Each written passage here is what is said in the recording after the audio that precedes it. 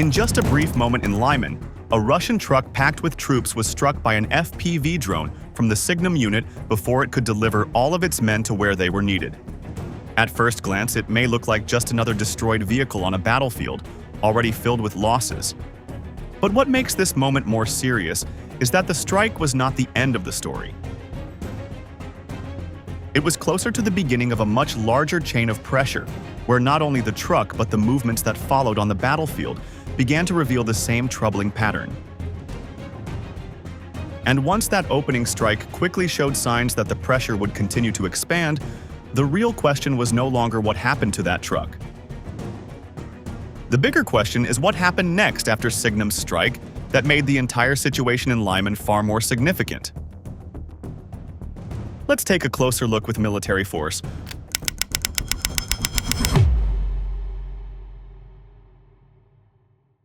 What stands out most in the Lyman area is that Russian infantry are now being hit before they can even reach the line of contact.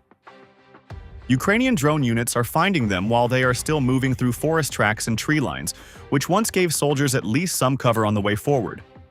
That shift matters because danger no longer begins at the trench, the bunker, or the first exchange of fire.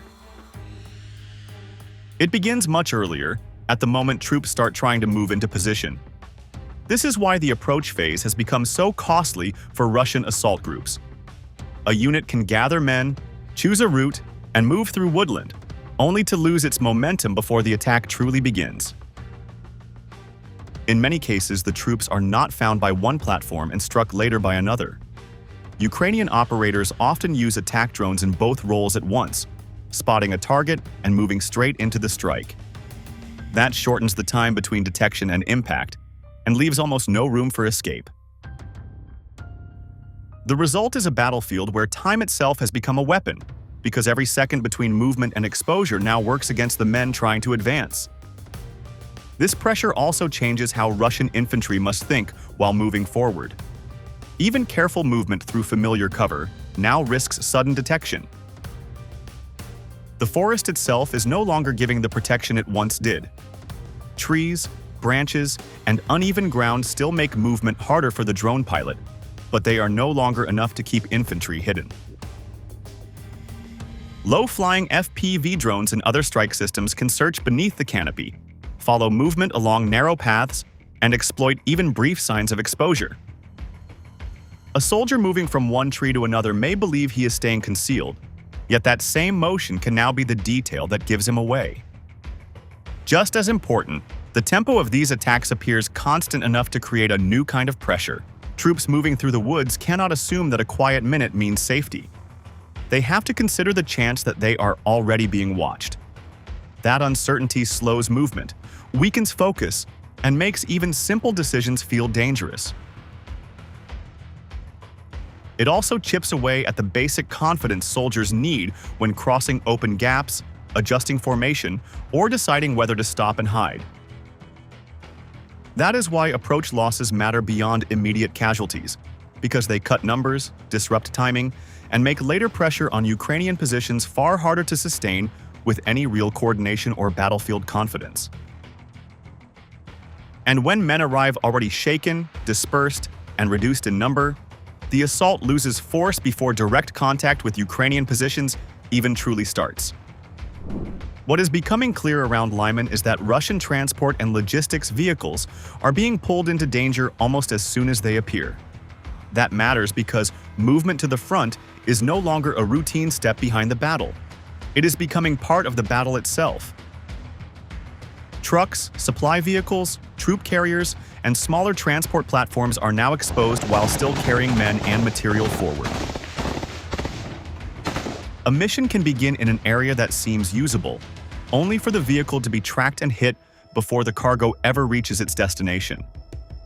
This changes the meaning of distance. A road that looks far enough from Ukrainian positions to feel manageable may still lie inside a drone observation zone. That turns the trip forward into a gamble, even before direct contact with enemy forces begins. The most serious damage is not only the loss of one truck or one load of supplies. The deeper problem is the break in the sequence that keeps an assault force functioning. Frontline troops need ammunition, water, food, batteries, fuel, medical items, replacement equipment, and new personnel. When transport starts failing, that entire flow becomes unstable. A unit waiting for shells may delay its attack. A position expecting reinforcements may be forced to hold with too few men.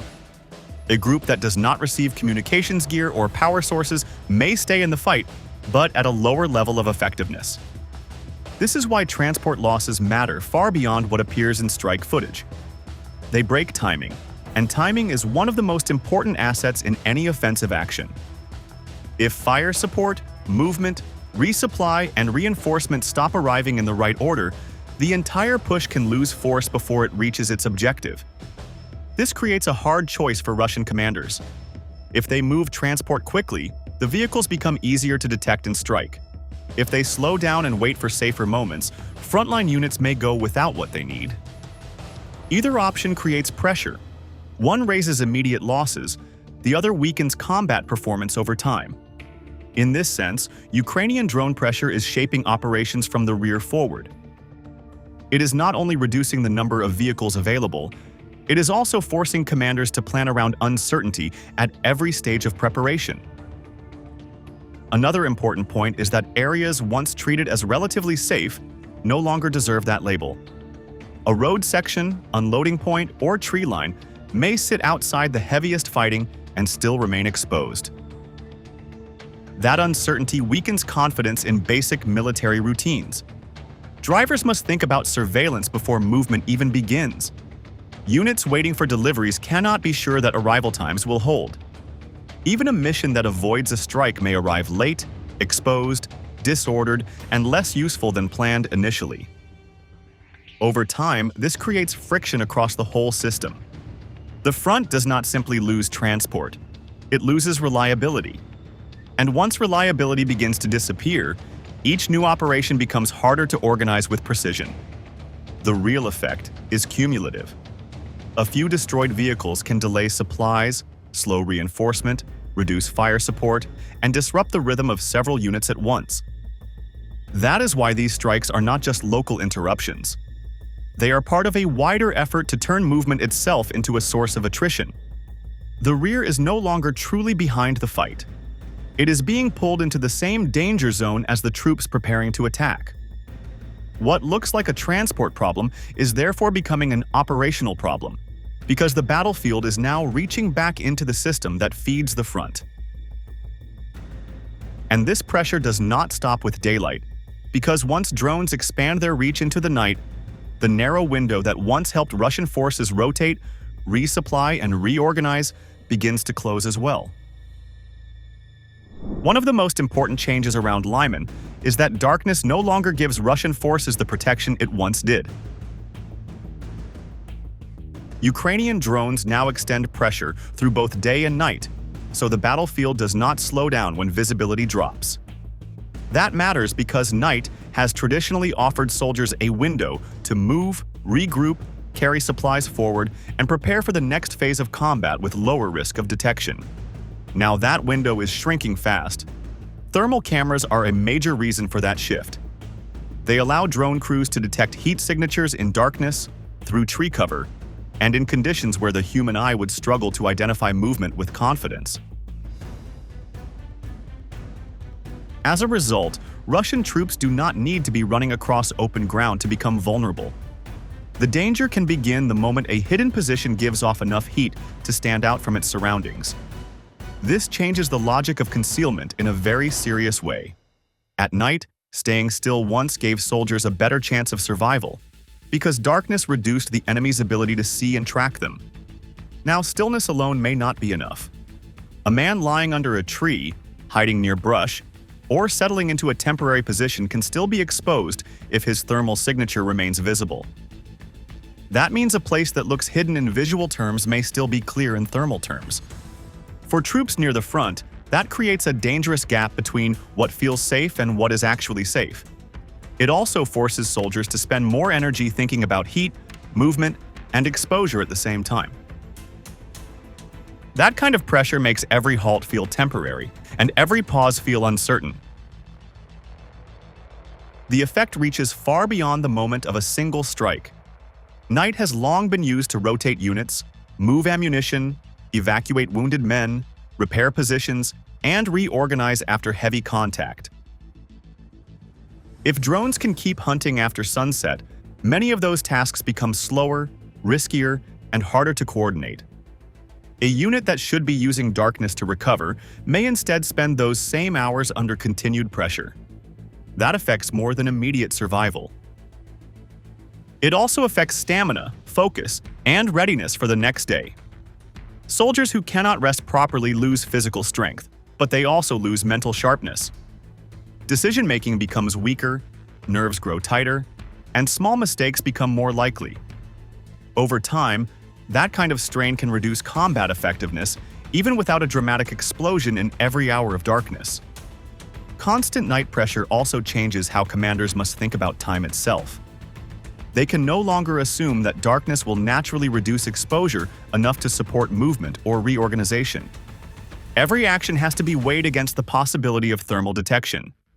That can delay orders, narrow route choices, and force troops into patterns that are less efficient but seem safer in the moment. The result is a battlefield with no clear division between combat hours and recovery hours. Pressure now stretches across the full cycle of operations, which makes each day more exhausting and less predictable for the side trying to push forward. When soldiers believe they may be watched in daylight and in darkness, they begin to lose confidence not only in movement, but in concealment itself. And once safe time begins to disappear, the next logical step is for Ukraine to focus on the systems that help Russian forces communicate, coordinate, and protect themselves at the front. In practice, darkness now conceals less, protects less, and forgives mistakes less often. That shift also means fatigue, fear, and hesitation can build night after night until the front line begins to weaken from within. What makes this stage of the fighting especially important is that Ukraine is no longer focusing only on Russian troops and vehicles in motion. It is also targeting the systems that allow those forces to stay connected, react quickly, and operate as parts of a larger structure. That shift matters because combat power does not depend only on men, weapons, and supplies. It also depends on the links that allow separate units to share information, receive orders, and adjust when conditions suddenly change. Once those links begin to fail, even forces that still have men and equipment in place can start to lose coherence. This is why communication antennas have become valuable targets on and near the front. They support the flow of instructions and updates between Russian elements under pressure. When those antennas are hit, the immediate damage may seem smaller than the destruction of a truck or a bunker. But the deeper effect can spread much farther than the blast itself. Messages may arrive late, fail to arrive, or reach the wrong place at the wrong moment. That weakens reaction speed and makes coordination less reliable when timing matters most. A force that cannot pass information smoothly becomes slower to report danger and slower to respond under pressure. Electronic warfare equipment is just as important in this picture. Its role is not simply technical, because it shapes the local balance between detection and survival. If Russian electronic warfare systems are damaged or destroyed, their ability to interfere with Ukrainian drone activity is reduced. That gives Ukrainian operators more room to search and strike within the same contested area. One successful attack on an electronic warfare asset can improve the conditions for later drone missions. This is why such strikes have value beyond the target itself. They can open space at low altitude, even if only within one sector and for a limited period. That temporary opening may still expose other Russian positions that were harder to reach before. The effect is layered. One strike reduces protection, and reduced protection makes the next strike easier. This is where the battlefield starts to look like a connected system under pressure. Communication loss and weaker electronic defense do not always produce the most dramatic footage, yet they often shape what happens next more than a burning vehicle does. Russian units facing this disruption may still keep fighting, but they do so with less clarity and less confidence in the network around them. A commander who cannot trust communications must make decisions with gaps in awareness. A small group that cannot maintain a stable link may hesitate or fail to react in time. These are not abstract problems. They directly affect tempo, discipline, and the ability to act together across a stressed front line. A delayed warning can leave troops exposed. A broken link can separate an assault group from support.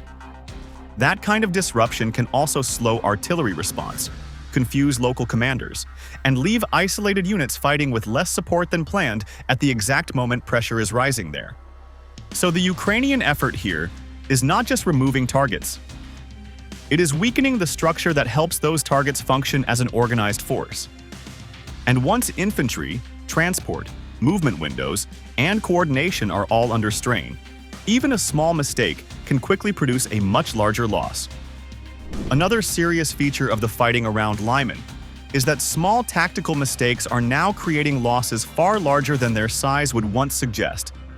That is especially true when Russian troops move in groups that are too concentrated or when several men are carried in one vehicle and exposed to a single strike. In this environment, one FPV drone does not need to destroy a high-value platform to matter. It only needs to hit a tightly packed group at the right moment. The result can be damage that goes well beyond the cost of the drone itself.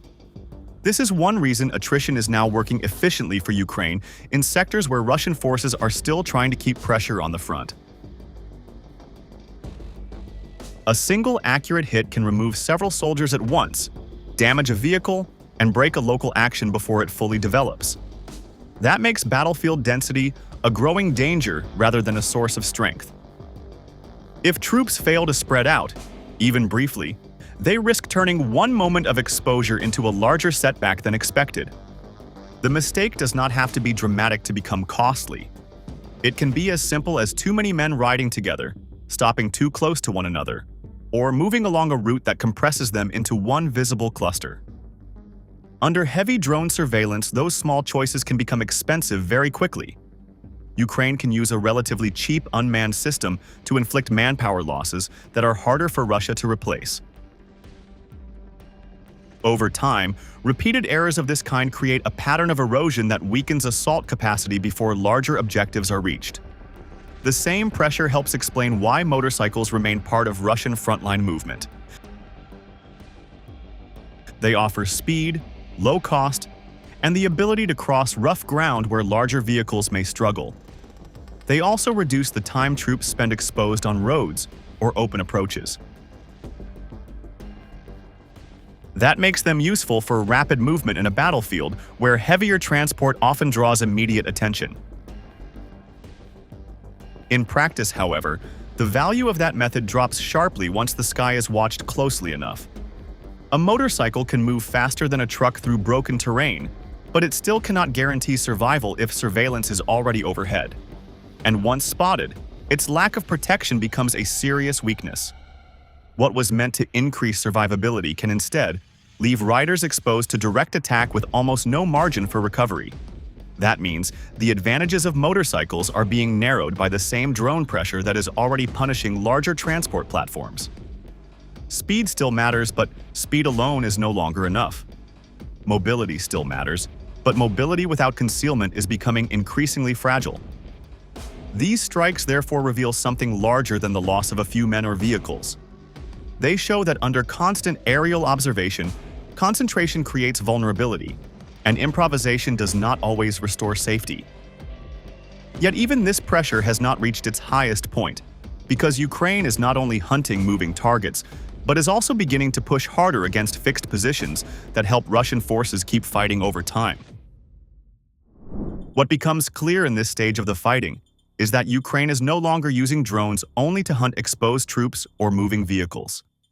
It is also using heavier unmanned systems and kamikaze UAVs to strike the positions and supplies that help Russian forces stay in the fight over time.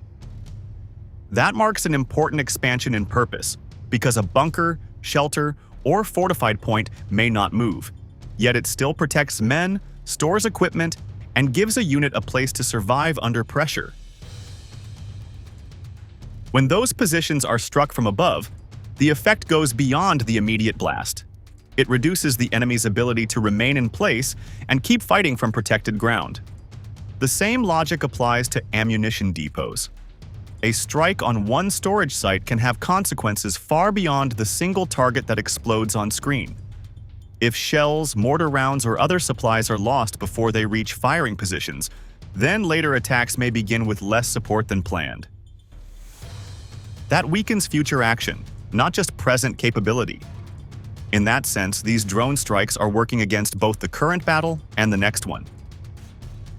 They reduce protection in one layer and firepower in another, which shows that Ukraine is reaching deeper into the structure that supports continued combat. Just as important is the pace at which this pressure can be renewed. Ukraine's drone effort appears increasingly tied to a system that can produce, deploy, replace, and return unmanned platforms fast enough to keep pressure alive. That matters, because battlefield success is harder to sustain if every strike is followed by delay, shortage, or long gaps in replacement. Here, the opposite pattern is taking shape. New drones can return to the field quickly, which allows repeated attacks across different sectors instead of isolated moments of success. This turns drone warfare into more than a sequence of tactical hits. It becomes a process with endurance. The practical result is constant pressure on Russian positions, supplies, and fixed points of resistance. One strike may destroy a bunker. Another may damage stored ammunition. A later sortie may appear in a different area before the previous loss has even been absorbed. That continuity is what makes the system dangerous. When detection, pursuit, interdiction, communication disruption, destruction of stockpiles, and rapid drone replacement begin to support one another, the picture that emerges is no longer one of scattered incidents. It is the outline of a new way of organizing pressure across the battlefield itself. What is taking shape around Lyman is not simply a story of successful drone strikes against isolated Russian targets.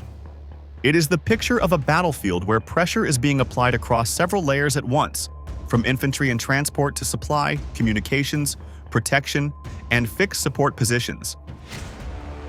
That matters because once all of those links begin to weaken together, the front no longer suffers in one place only. The entire fighting system begins to lose balance. The line between frontline danger and rear area safety also becomes harder to define, because surveillance and strike capacity now reach far beyond the point of direct contact. If this pattern continues, the central question will not only be how many troops Russia can still move towards sectors like Lyman. It will be how long Russian forces can keep organizing, supplying, and sustaining offensive pressure under a form of aerial threat that keeps expanding. If this report helped you better understand how modern warfare is changing, subscribe to Military Force for more clear and in-depth analysis. Stay informed, stay critical, and keep learning how conflict shapes the world around us. Because the more people understand war, the more they can understand the value of peace.